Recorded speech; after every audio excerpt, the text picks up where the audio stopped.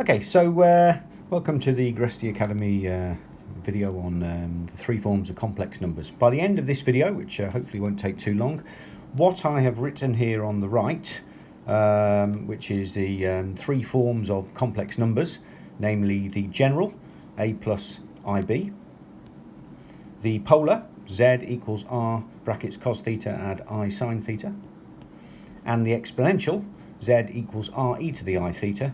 Those three forms of complex numbers will be perfectly familiar, and how to move in between and convert one form to another will also be hopefully a piece of cake. So let's start right at the beginning, assuming absolutely no knowledge of complex numbers whatsoever. Complex numbers are all around the square root of -1, and the square root of -1 in real terms doesn't exist, so mathematicians in their infinite wisdom have invented what the square root of -1 is, and it is the letter I, which is an imaginary number.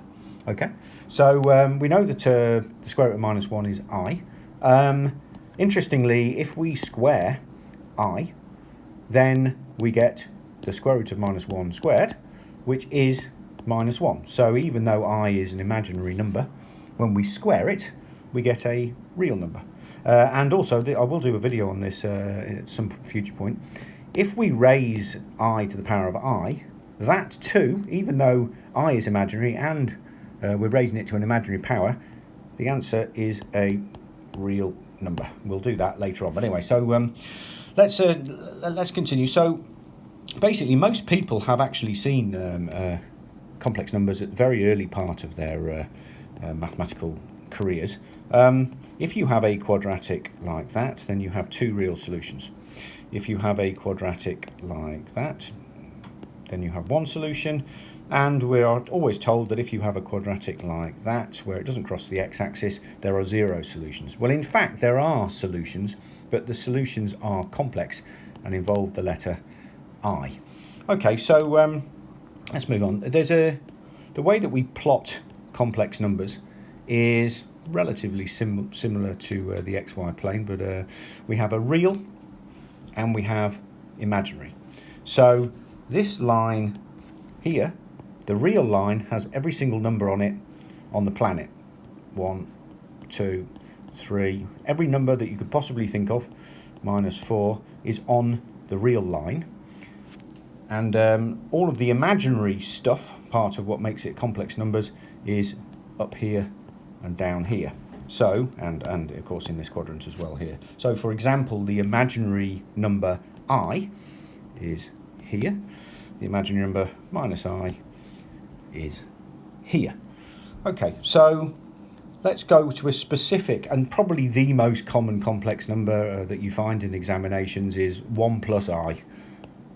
It's in examination question after examination question. So if we draw the Argon diagram, and we got the real and we got the imaginary, and we look at 1 and we look at I, then 1 plus I is here. That is the point 1 plus I. Okay, now let's take this triangle here,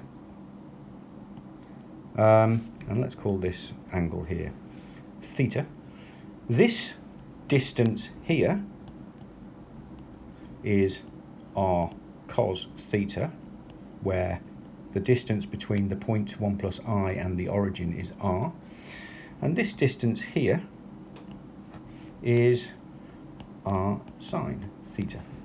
So another way to write our complex number 1 plus I, we could write it in what's called the polar form, which is the modulus, and the modulus is basically r, which is the distance of our complex number to the origin, and the argument, which is basically theta, i.e. the angle that the line makes with the x-axis. We can write it in that form. So 1 plus I, let's just move slightly up here, 1 plus I in the general form equals r cos theta add I sine theta. And we know that r, so let's just have a look at this triangle here now. This triangle. Okay, let's just redraw it here. So we have this distance is 1 and this distance is 1. By Pythagoras' theorem, we know that this distance is √2. And because it's an isosceles triangle, we know that the angle here is pi/4. So we can rewrite 1 plus I as r √2 cos of the angle pi/4 plus I sine of the angle pi/4. So the polar form of the complex number 1 plus I is √2 brackets cos pi/4 add I sine pi/4. And it's very simple to get from that second type, the polar, to the exponential, because we can use Euler's relation, which is beyond this video, but basically e to the I theta equals cos theta add I sine theta. That's called Euler's relation. And if we look at cos theta plus I sine theta, this here is identical to this here. And so therefore we can rewrite, if we wish, r cos theta plus I sine theta as e to the I theta r, where r is this, and all we have done is replaced cos theta plus I sine theta by e to the I theta, which is according to Euler's relation. So now we have the three forms. Okay, let's just to cement this. Let's do another example, and let's do all three forms of another example. And this is another incredibly well-known complex number, which is minus √3 plus I. Okay, so first of all, let's draw it on our Argon diagram. So this is the real and this is the imaginary, and what we want to do is we want to get minus √3 plus I converted into which is in the general form. We want to convert it into both polar form and exponential form. So minus √3 is somewhere around here, and I is there. So minus √3 plus I is here. There's minus √3 plus I. Okay, now let's draw a line between our point and the origin. And if we want to draw, and we want to do this in polar form, let's just have a look at this triangle here. Let's just take that out, take it over here. Okay, so we know that this distance here is √3, and we know that this distance here is 1. So by Pythagoras, we know that this distance here is 2. And we're looking at this angle here. Well, this is a well-known right-angled triangle, so we know that theta is pi/6. It's a well-known triangle. So we know, going back to our Argon diagram, we know that this angle here is pi/6. Now, if that's pi/6, and the whole angle between here and here is pi, then this angle here is 5pi/6. And we always measure the argument for the complex number in polar coordinates. We measure it from the positive x-axis going around. So we now know that the length of the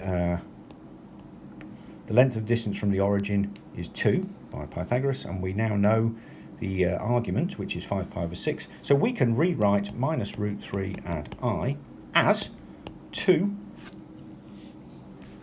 brackets cos of 5pi/6 plus I sine of 5pi/6. Et voila. And we can also put that in the exponential form, which is 2e to the I 5pi/6. Now, what about converting the other way? So let's just do one going the other way. Let's have a look at, for example, 2e to the I pi/3. So we're given the complex number 2e to the I pi/3, and we want to stick that in the general form. Okay, so we know that that is 2 brackets cos of e to the minus I pi over 3, sorry. So 2e to the minus I pi over 3, we know that that is cos, or 2 cos of minus pi over 3, add I sine minus pi over 3. Okay, now let's draw another triangle here, another well-known right-angled triangle, where this is root 3 here, and this distance is 1, and so by Pythagoras, in actual fact it's the triangle we've already drawn, but it's just been rotated. This is 2, so we now know that the angle here is pi over 3.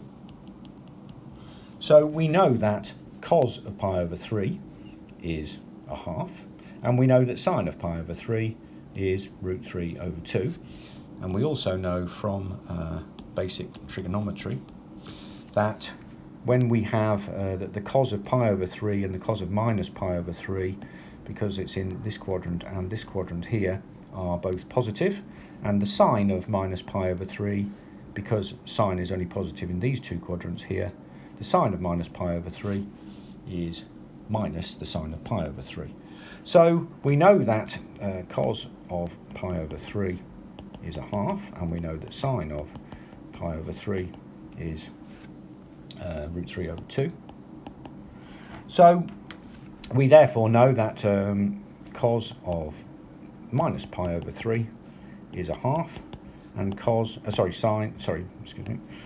sine of minus pi over 3 is minus root 3 over 2. So we can now plug these two values into our polar form, and that gives us 2, a half, which is cos of minus pi over 3, plus I times minus root 3 over 2, which is 1 minus I root 3. Okay, so we now know that 2e to the minus I pi over 3, which has the polar form of 2 cos of minus pi over 3 add I sine of minus pi over 3, in general form is 1 minus I pi over 3. 1 minus I root 3, sorry. So we could then plot that, if we wanted to, on the Argand diagram as 1 minus root 3. So this would be minus root 3, and this would be 1, and that is the point 1 minus I root 3, which is also the point e to the, 2e to the minus I pi over 3. Okay, so now that we have these three forms, what's the point? What's the point of these three forms? Well, in the next video, I'll show you what the point is. Certain types of mathematical problems are far easier to solve with the exponential or the polar form, and certain types of mathematical problems are far easier to solve with the